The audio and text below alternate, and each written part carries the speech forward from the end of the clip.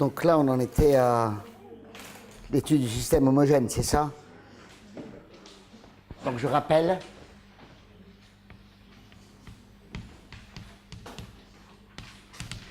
que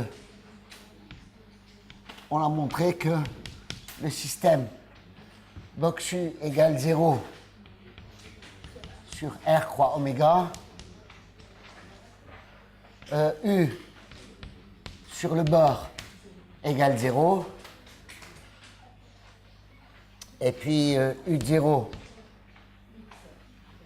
et de point égale U0 dans H01, dtu de 0 égale U1, une donnée dans L2 de oméga, évidemment. On a montré que ce système-là, qu'on avait appelé W, possède une solution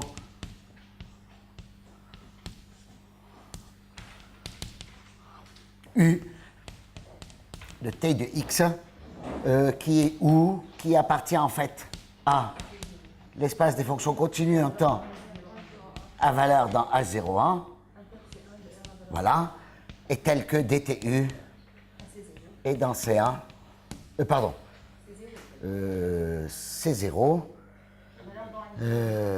à valeur dans L2. Voilà. On n'a pas encore montré l'unicité, hein, je vous le rappelle. On a reporté ce point. Alors, on va déjà donner une propriété qui va nous aider à faire ça. Donc, théorème, je vais appeler ça. C'est un résultat qui exprime simplement que ce système est ce qu'on appelle conservatif. Alors, je m'explique. Donc, conservation de l'énergie.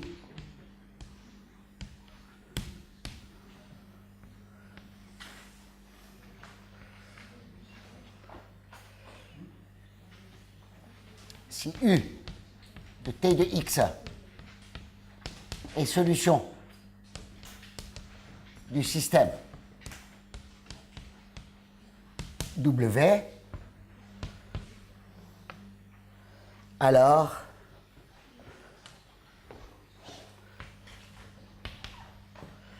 son énergie, donc ici c'est une définition maintenant que je donne, E de U de t égale l'intégrale sur oméga de dtu de t de x plus gradient U de t de x au carré est indépendante du temps. Indépendante du temps. Elle est constante durant l'évolution. On dit que le système W est conservatif. C'est-à-dire, quel que soit t, l'énergie de U à l'instant t est tout simplement égale à celle de U à l'instant 0. Donc en particulier, E de U de t, c'est tout simplement... Alors, E de U de 0, c'est... dtu de 0, ça veut dire... Ça, c'est U1. Et ça, c'est U0. Donc, c'est la norme de U0 dans H01 et la norme de U1 dans L2. Et elle est constante, autant.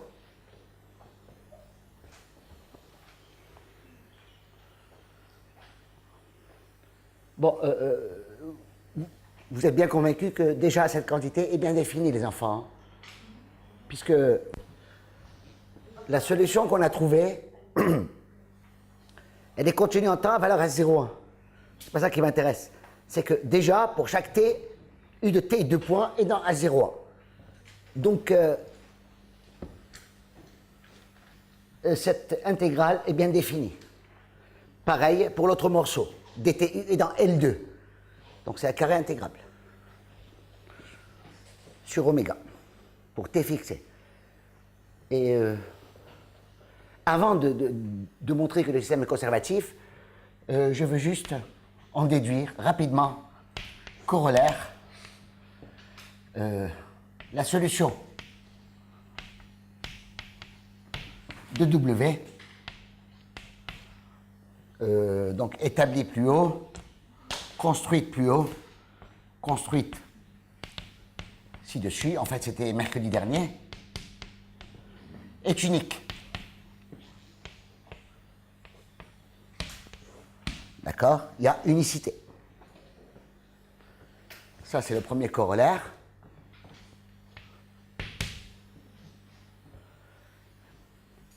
Ce corollaire exprime plus, en fait,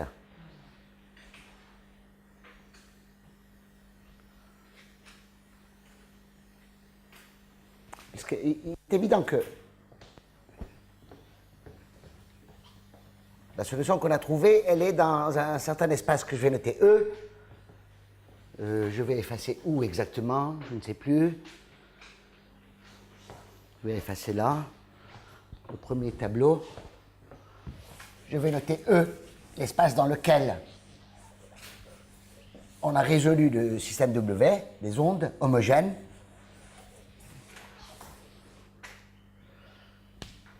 Notation.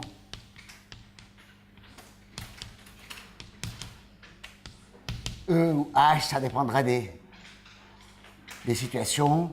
E, c'est tout simplement c'est 0 en temps à valeur quoi? À valeur H01 inter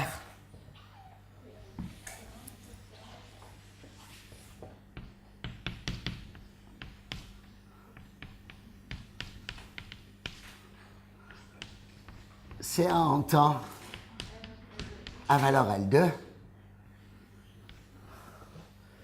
Évidemment, la norme, c'est la somme des normes. Hein. La norme au carré, je vais la prendre comme la somme des normes au carré. Et donc, ce que dit le théorème de conservation d'énergie, ce que dit cette identité, c'est que simplement, la norme de U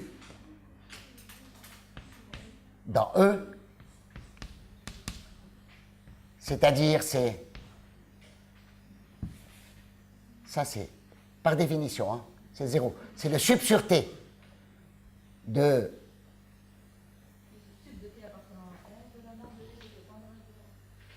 E de U de T, en fait, c'est le sub-sûreté de E de U de T, comme c'est constant par rapport à T, ça c'est exactement U, la norme de U dans E, c'est exactement E de U de 0. C'est-à-dire, c'est U0 dans H01. Voilà, H01.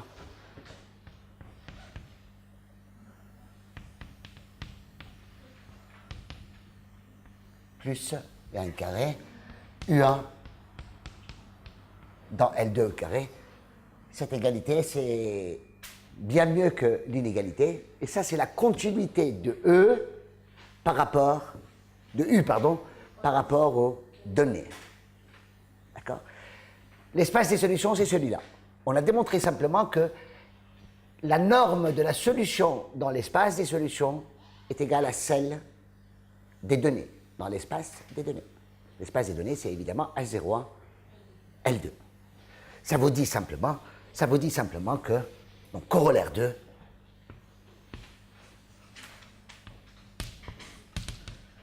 le problème mix hyperbolique W est bien posé.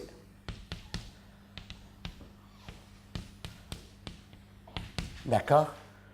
Existence de la solution. Donc pour chaque U0, U1, dans l'espace des données, qui est H0 à L2, on a existence d'une solution, unicité de la solution et continuité de la solution par rapport aux données initiales.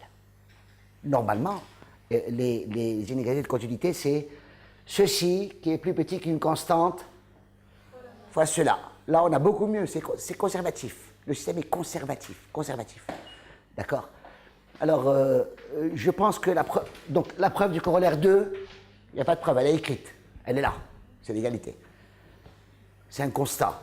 Pour le corollaire 1, que la solution soit unique, c'est aussi simple. La preuve du corollaire 1 est immédiate simplement parce que vous partez de deux solutions du système W. Vous prenez une donnée initiale, U0, U1. Vous prenez deux solutions, vous les appelez U et V.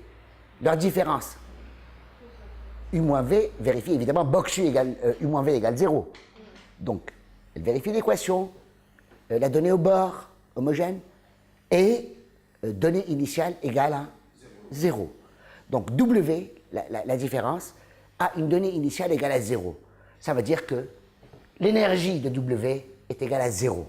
Donc, W est nul dans l'espace des solutions, qu'on appelle aussi l'espace d'énergie. D'accord? Il y a souvent, dans ce type de problème, il y a souvent des abus de langage. On appellera l'espace d'énergie tantôt l'espace H01 L2, dans lequel on puise, on pique, on choisit les données initiales, tantôt l'espace dans lequel on résout, on trouve, dans lequel vivent les solutions. Donc il reste juste à prouver ça, les enfants. Hein.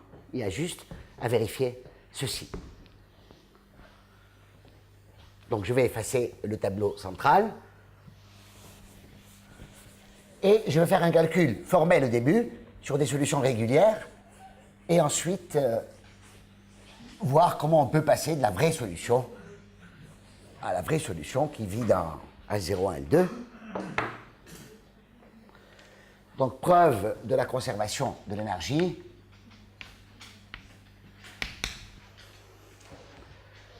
Preuve de E de U de T égale E de U de 0, quel que soit T réel.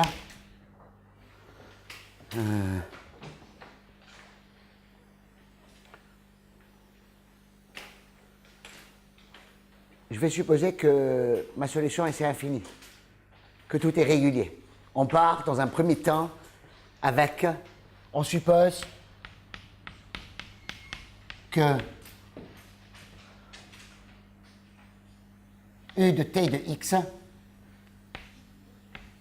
que la solution U de T de X est régulière. Je dirais assez régulière. Assez de quoi nous offrir la possibilité de faire des intégrations par partie. D'accord? De faire comment dire, de justifier des calculs d'intégration par partie. Ni plus, ni moins. Assez aussi de quoi nous offrir la régularité de l'énergie. Donc je calcule E de U de T. Ça, c'est l'intégrale sur oméga de qui? Grade U carré, dt U carré, de T et de X, plus grade U de T de X au carré, dx, ça c'est une fonction de T. Si tout est régulier, en particulier c'est par exemple C1 en fonction du temps, je vais dériver. Alors si je dérive d de E de T sur dt, ça va me coûter quoi? Ça, c'est dtu, dtu bar. Donc, la dérivée, c'est du... Évidemment, je passe sous l'intégrale. Hein. C'est une intégration en x. Comme tout est régulier, c'est parfaitement justifié. Donc, c'est du dt carré u, dtu bar, plus l'intégrale du dtu, dt carré u bar, moins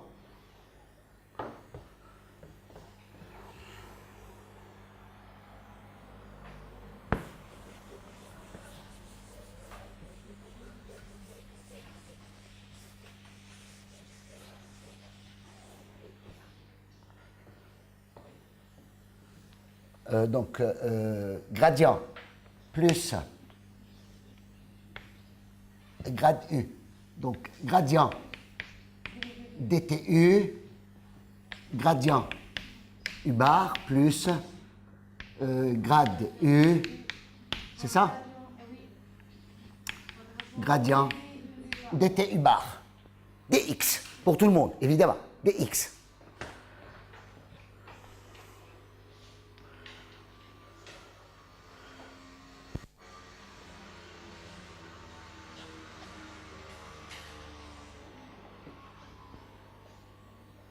D'accord? Et là, je vais faire quoi en fait? je vais tout simplement dtu, je vais croiser les termes. Je continue à l'écrire de la même façon. Ça, c'est l'intégrale sur oméga de dt carré u, dt u bar plus dtu, dt carré u bar dx. Alors, je vais faire appliquer la formule de Green ici. Là, donc c'est du moins Laplacien. Donc moins dtu Laplacien u bar dtu. J'ai oublié un... C'est ça, c'est bon. dtu Laplacien u bar plus, pareil, là aussi ça passe, du dt u bar Laplacien u dx. Et évidemment, les deux termes vont se bouffer de façon croisée. Hein. Donc dtu Laplacien u bar, il est là. Ça, c'est les zéros quand vous faites la somme. Et dt u bar Laplacien u, ça aussi, c'est 0. Donc ça vaut 0. D'accord? Donc E est constante. Et ça vaut, évidemment, E de U de 0. Donc lorsque tout est régulier, je n'ai aucun problème. Je fais une intégration par partie à la h. Je dérive l'énergie. Et la dérivée est constante. D'accord? Lorsque tout est régulier, il est évident. Hein? Lorsque U est par exemple de classe C1 en Tx, il n'y a aucun problème. On peut dériver l'intégrale qui est là hein, par rapport à T. Ça, c'est une intégrale dépendant d'un paramètre. C'est une fonction de T. Je peux la dériver tranquillement et l'intégration par partie vous donne immédiatement que l'intégrale est nulle. La dérivée en temps de l'énergie est nulle, donc l'énergie est constante et c'est plié. Maintenant, je ne peux pas le faire comme ça d'emblée, à froid, sur une fonction qui est seulement continue en temps à valeur H1, et c'est en temps valeur L2. Donc il faut prendre quelques petites précautions. Et ce que je vais faire, les enfants, c'est tout simplement d'approcher U, la solution, par une suite de solutions régulières. On l'a déjà fait ensemble pour calculer U, justement. Je sais que cette solution U, je sais qu'elle est...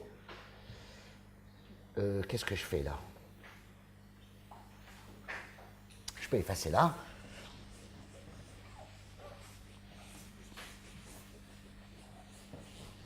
Donc,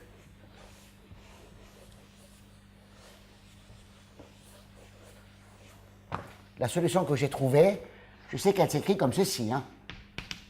U de t de x,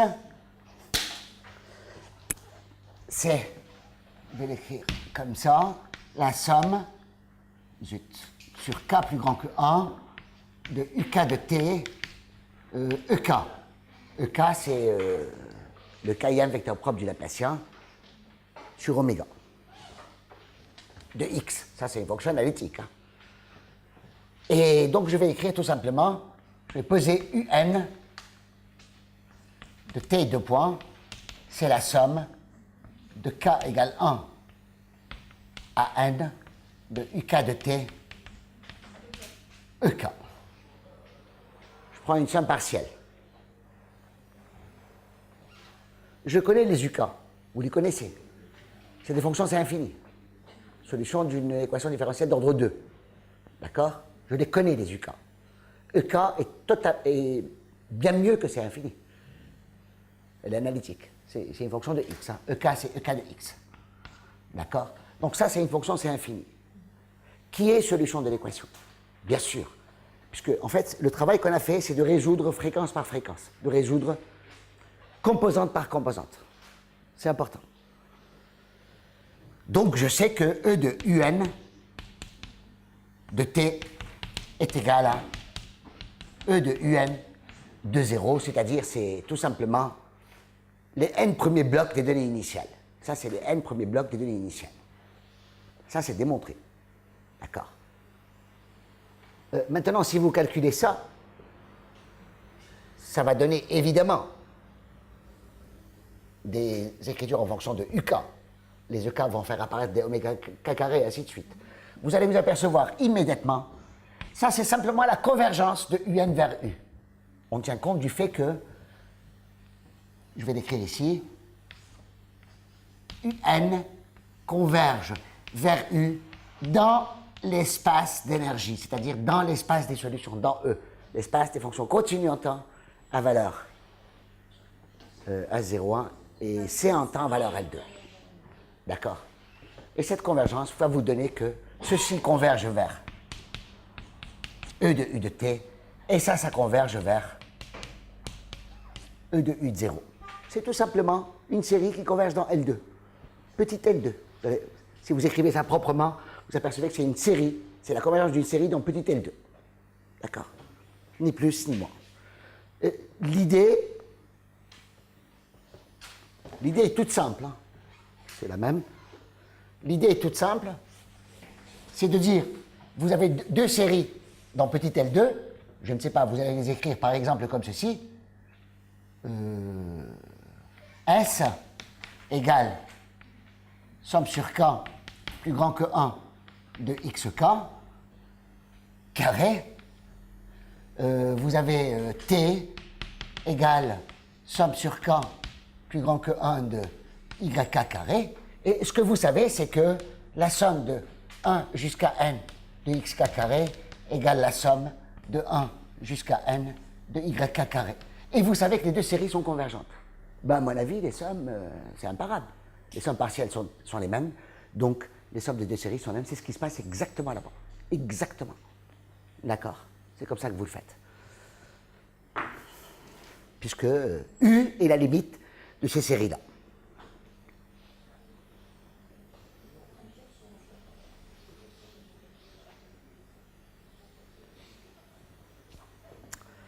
Donc le système W est conservatif. Ça nous offre l'unicité. Ça nous offre le... Quoi? Le problème bien posé.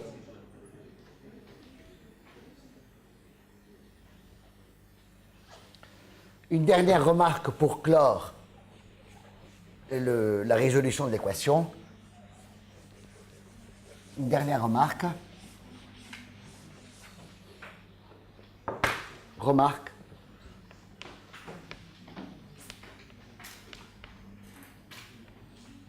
En fait, c'est un résultat en lui-même.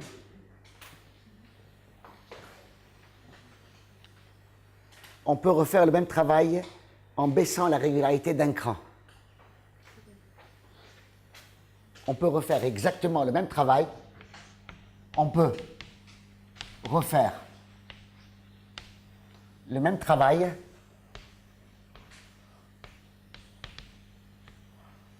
c'est bien d'écrire de temps en temps un théorème en français, où il n'y a pas de maths. On comprend mieux, je crois, le même travail en baissant la régularité, d'un cran. Je m'explique. C'est-à-dire le système W, box U égale 0 sur R croix oméga. U sur le bord égale 0 et données initiales U0 égale U0 dans L2 DTU de 0 égale U1 dans H-1 de oméga bien sûr admet une solution unique. Et ce problème est aussi bien posé. Et ce problème est aussi conservatif. Et ainsi de suite, et ainsi de suite, et ainsi de suite, et ainsi de suite. Toutes les bonnes propriétés. D'accord? Et bien posé.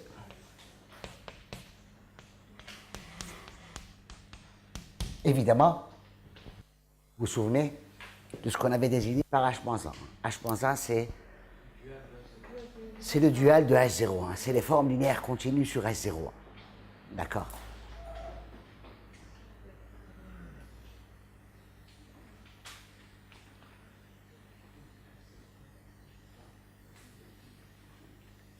Bien.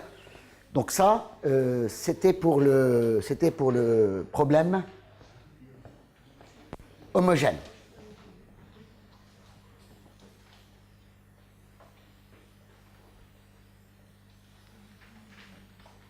On continue?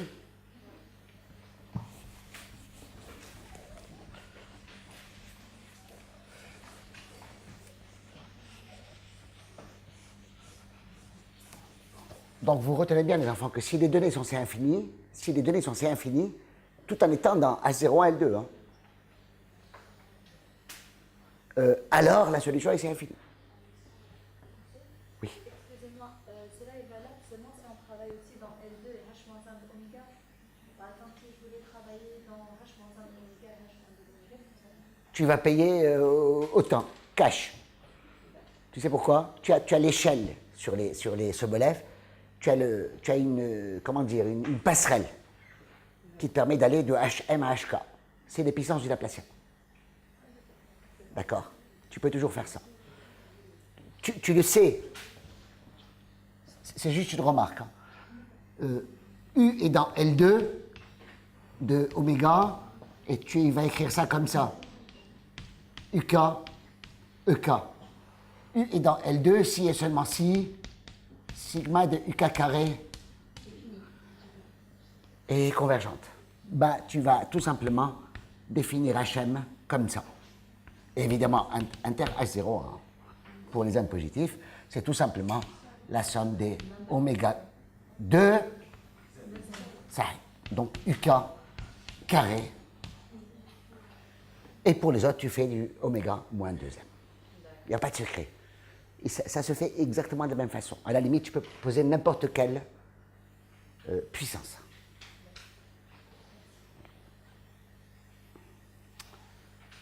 Pas forcément entière. Pas forcément entière. Attention au bord. Attention au bord, quelquefois il y a des problèmes. Ça, c'est des Reinberg. Hein. C'est le lemme des Reinberg. Alors, maintenant, on expose, on examine ensemble le cas de l'équation avec source. Donc, le problème inhomogène. Théorème. Donc, on résout le problème avec second membre. Le problème, donc le système hyperbolique mixte avec second membre inhomogène.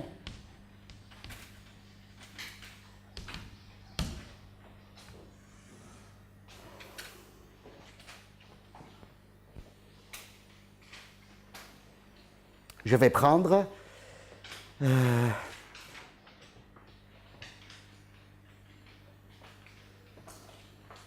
j'ai pas envie de compliquer l'énoncé. Je vais me restreindre à ça. Je prends T positif, je prends F égale F de T de X dans l'espace L2 sur 0T à valeur L2 de oméga. C'est-à-dire tout simplement L2 de 0T croix oméga. D'accord? On peut oublier le T et prendre F dans L2 log en temps à valeur L2 de oméga. On peut aussi changer de L2 en un espace un peu plus régulier ou un peu moins régulier, ça n'a aucune importance. Alors, le système.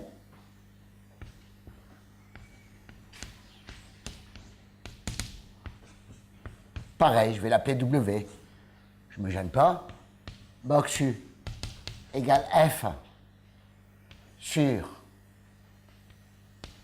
0T croix oméga. U de T 2 points égale 0 sur 0T croix D oméga au bord. U de 0 égale U0 dans H01. DTU de 0 égale U1 dans L2. admet une solution unique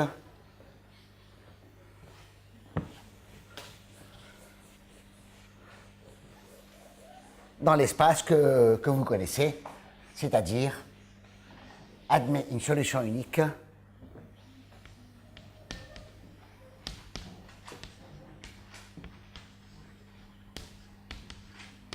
dans l'espace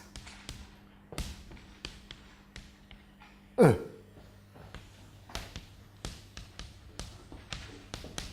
C'est-à-dire ce que vous savez.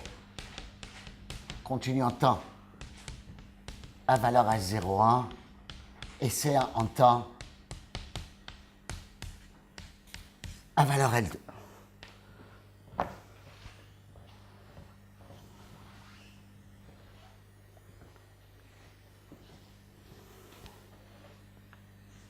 Je pense que pour l'unicité, il n'y a rien à faire. Comme l'opérateur est linéaire, de toutes les façons, vous allez toujours, on raisonne toujours de la même façon. Hein. On prend deux solutions, on fait la différence, deux solutions qui ont évidemment les mêmes données initiales et la même source, même second membre, c'est bien ça.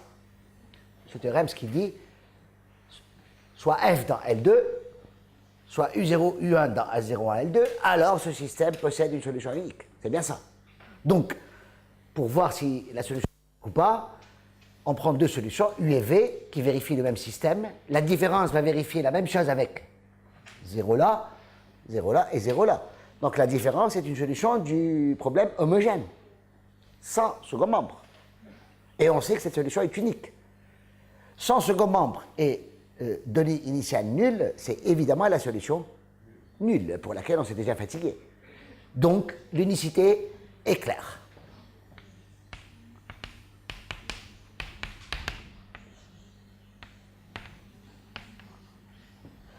D'accord? On raisonne toujours de la même façon. Hein. Pour l'unicité, on raisonne de la même façon. C'est bon?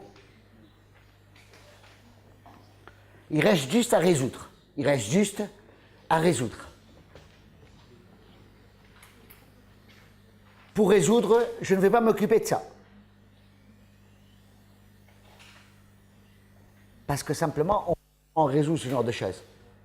On décompose la solution en U égale, je vais dire, V plus W, avec V, la solution du système homogène, F égale 0, et donnée initiale U0, U1, et W, la solution du système 0, 0, F.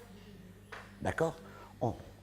On va chercher U sous la forme, on cherche U, c'est le, comment dire, c'est le lot de toutes les résolutions de DP, de système d'évolution, avec source et données initiales. Si on sait résoudre avec une source nulle et les données initiales, alors pour résoudre le système complet, simplement on découpe en deux, on cherche la solution U sous la forme, c'est un truc classique, sous la forme U égale V plus W, où V c'est la solution du système homogène et W est la solution du système avec donnée initiale nulle. Donnée initiale nulle. Où donc box V, pardon, égale 0 et donnée initiale V de 0, dtv de 0 égale U0, U1. Je n'écris pas la donnée au bord, hein, on s'en fout. Et puis W, c'est l'autre. Ça veut dire W, box W égale F, cette fois-ci, W de 0 égale dt de W de 0 égale 0. Ça, on sait résoudre. D'accord? Et ça, on va le faire tout de suite.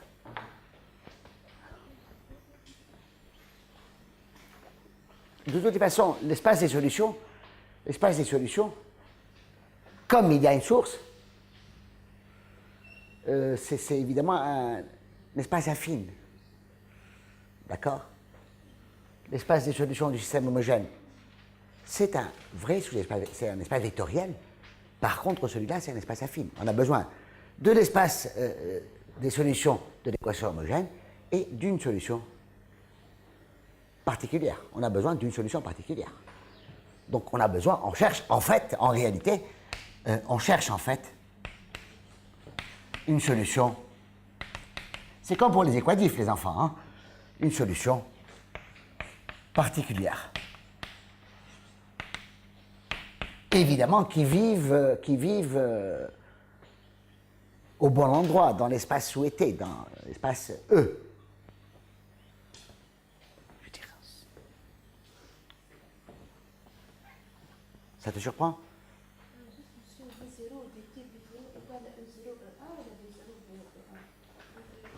Je n'ai qu'une donnée initiale, c'est U0 et U1.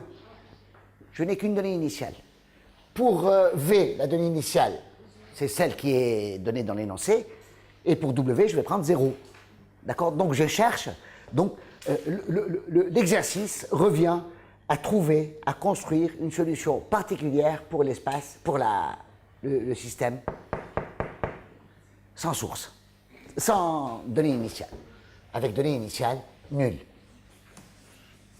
J'ai pris t positif, je résous sur 0t. J'aurais pu résoudre sur n'importe quel intervalle réel. J'aurais pu résoudre sur R, tout entier, en temps. Simplement, j'aurais dû poser sur F une autre hypothèse, un peu moins sympathique. Mais c'est pas grave, on va voir que en fait, c'est rien du tout. Ça n'a aucune importance. Je me contente de résoudre sur un cylindre borné, en temps. J'aurais pu le faire sur moins tt, sur moins 1, 1, sur moins 10, 10. J'aurais pu le faire sur tout R, en temps. En fait, la solution est globale. On va le mettre en remarque par la suite. Hein. Je vais effacer ici, ça c'est de la littérature. Alors, donc, on résout. Les jeunes, c'est une stratégie. Je veux dire, c'est pas tant ce théorème qui nous intéresse, c'est surtout la méthode. Comment on résout une EDP? On décompose, on fait le calcul qu'il faut, toute autre sorte de situation. C'est important. Il faut bien voir comment ça se fait. Ça peut resservir dans beaucoup d'autres situations. Recherche d'une solution particulière. Qu'est-ce qu'on fait? Donc, je veux résoudre ça. Hein. Box U égale F. Je rappelle que F est ici. C'est 0t croix oméga, mais ça se lit aussi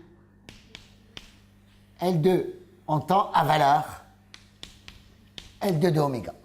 D'accord. Je vais, évidemment, U égale 0 sur le bord. Et donnée initiale, 0, 0. U de 0, dt U de 0 égale 0. Bien. Je vais chercher U comme pour le... Ouais. En passant de ce tableau à celui-là, j'ai changé de notation, bien entendu, puisque j'ai déjà prévenu, je cherche une solution. Donc, ça s'écrit comme ça. Je cherche U sous cette forme-là, comme d'habitude. EK. Je sais que F est dans L2 à valeur L2, donc F va s'écrire certainement, pour chaque T, F de T de points, c'est sigma. C'est ça les enfants, hein? Sigma sur K positif, de qui FK de T EK, et les FK, ok, c'est des nombres complexes, mais qu'est-ce qui vérifie? F est dans L2 à valeur L2. Ça veut dire que vous prenez la norme L2, vous prenez la norme L2 de F de T de point, la norme L2 sur oméga, c'est-à-dire la somme des FK carrés. Prenez la racine, ce nombre-là, il est intégrable sur 0t. Il est à carré intégrable. Dire que f est dans L2 en temps à valeur L2, ça exprime que, donc je prends la racine, f de t 2 points dans L2. Je vais l'écrire là parce que ça sera plus visible. Donc l'hypothèse, c'est ça. Hein. L'hypothèse, c'est que f de t, 2 points, appartient à L2 sur 0t à valeur L2 de oméga. Je le réécris explicitement pour que ça soit clair dans l'esprit de tout le monde. Je prends la norme L2. La norme L2 de f de t et 2 points. Ça, c'est exactement la somme sur k plus grand que 1 de quoi? De fk de t au carré. Ça, c'est la norme L2 au carré. Hein. Évidemment, tu prends taf. Et ce qu'on dit simplement, c'est que on est ici. On est ici. L2 en temps. Donc, ça implique que l'intégrale sur 0t, la norme L2 au carré, c'est-à-dire la somme sur k plus grand que 1 de fk de t au carré, attention, dt, bah ça converge aussi. Bah c'est positif les enfants, hein, donc la somme sur 0t de fk de t carré dt, d'accord?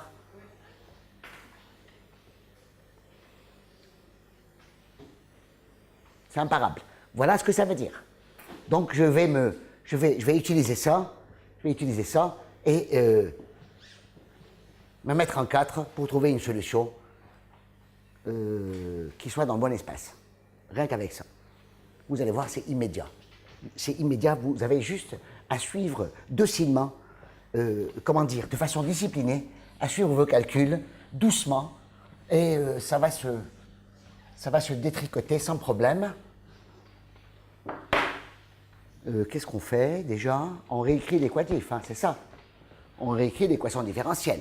Dire que U est solution, ça vous dit que box U égale F, ça donne immédiatement, on résout comme d'habitude les enfants, fréquence par fréquence, composante par composante, sur la base hilbertienne de L2, constituée par les EK. D'accord? Je rappelle les éléments spectraux de c'est oméga k carré. Les éléments spectraux de oméga, ça veut dire la suite des vecteurs propres du Laplacien, la suite des valeurs propres associées, et ça, je sais que c'est une base hilbertienne de L2, donc normale, ainsi de suite, de norme L2 égale à 1. Et ça va me donner quoi donc? UK seconde. Donc U, c'est UK de T, EK, sigma de UK de T, EK, donc UK seconde, plus oméga K carré UK de T égale tout simplement FK de T. Ça, c'est pour tout K plus grand ou égal à 1, et c'est pour tous les T entre 0 et T. Et évidemment, UK0, c'est U0K, la kème composante de U0, et puis U'K de 0, c'est U1K, la kème composante de qui vous savez, de U1. Vous écrivez, tout simplement, vous êtes discipliné, vous faites le truc jusqu'au bout, d'accord? Et vous résolvez l'équation différentielle. On l'a déjà résolue, il n'y avait pas de source, c'était 0. Et on sait que lorsque c'est 0 ici, c'est des cosinus et des sinus. Des combinaisons de sinus et cosinus. Quand il y a une source, ben, tu travailles un tout petit peu. On sait comment faire. On sait résoudre une équation différentielle avec un second membre. Vous cherchez la solution. La solution de l'équation homogène, je la connais. Hein. La solution de l'équation homogène, je la connais. Elle est de la forme AK cosinus oméga k plus BK sinus oméga kt, ça c'est la solution de l'équation homogène. Et dans la recherche d'une solution particulière, on fait comme ce qu'on fait pour les équations d'ordre 1, on fait varier les constantes. Cette fois-ci, il y en a 2. D'accord? Donc, vous rajoutez un t ici, vous supposez que c'est des constantes, vous les mettez dans la machine, et vous supposez en plus qu'il y a 2 inconnus. Hein. Il y a 2 inconnus, donc on va rajouter une contrainte Donc on dit que ça c'est une solution. Et on va demander aussi à AK et BK de vérifier ceci. B'K de T sinus oméga kt. On va demander on va lui demander d'être nul. Il y a une solution à ça, c'est un système. On va trouver un système en A'K et B'K qui a bien une solution unique en fonction de FK, bien entendu, simplement parce que cosinus oméga k t et sinus oméga kt sont deux solutions indépendantes. Donc, leur fonction est non nulle. Ça se résout en chaque point. Ça se résout en chaque temps. Donc,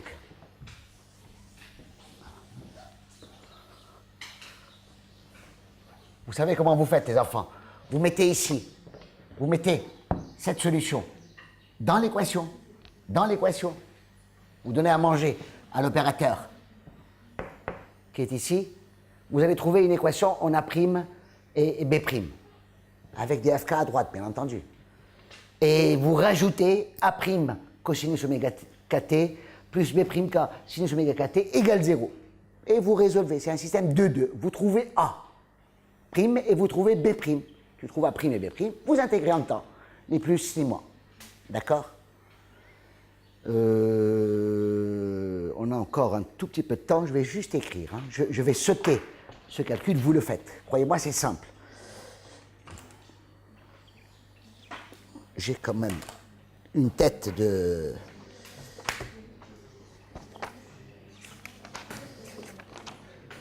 Alors, vu les notations que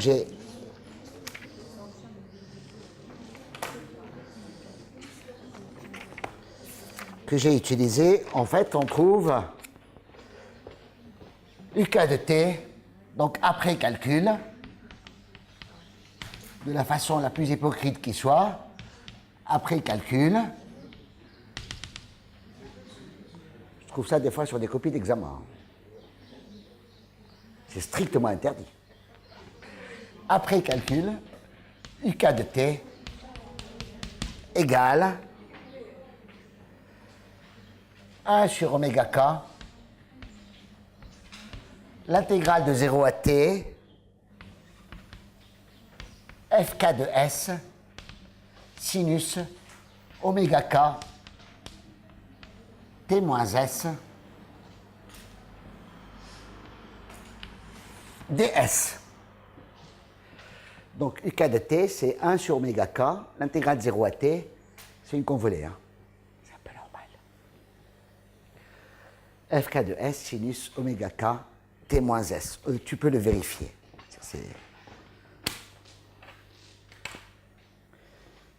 Par exemple, UK de 0, c'est qui? C'est évident. Il n'y a rien à dire. Quand tu dérives maintenant, on dérive.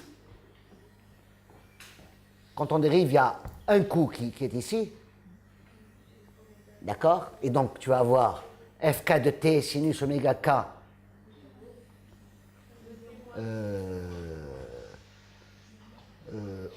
prime. Donc ici, c'est 0, mais on dérive ici. Donc le second coup, tu vas avoir la même chose. Oméga k, cosinus, d'accord? Mais le t, il va rester sur l'intégrale. Donc en 0, ça donne aussi 0.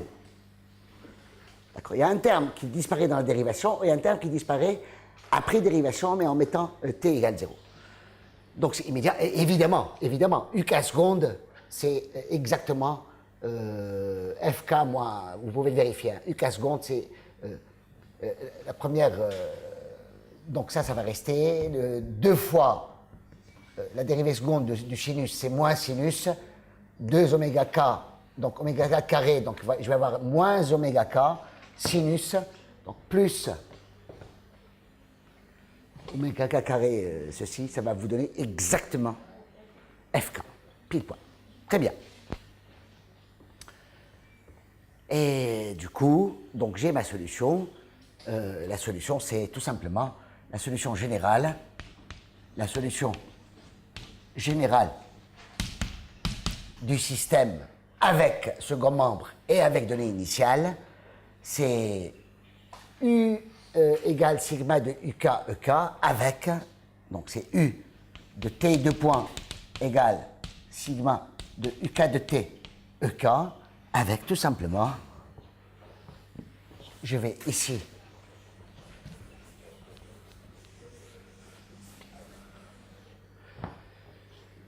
quoi donc?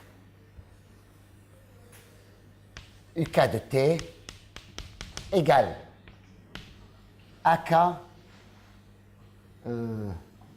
cosinus oméga 4T plus BK sinus oméga 4T plus 1 sur oméga K, l'intégrale de FK de S sinus oméga K T moins S ds. Les AK et BK, souvenez-vous les enfants, on a fait ce travail mercredi passé. Les AK et BK sont évidemment réglés sur les données initiales. Parce que de toutes les façons, ce morceau ne contribue pas aux données initiales. Il donne deux données initiales nulles, évidemment. Il ne contribue pas. Les données initiales, évidemment, elles vont être, comment dire, piquées, elles vont être réglées grâce aux constantes AK et BK. On sait déjà que ce morceau-là, il est continu en temps à valeur H01 et c'est en temps à valeur L2. Parce que ça correspond à la solution du système homogène, avec U0, U1 dans H0, L2. Reste à vérifier pour celui-là. D'accord? Je pense que je vais arrêter là.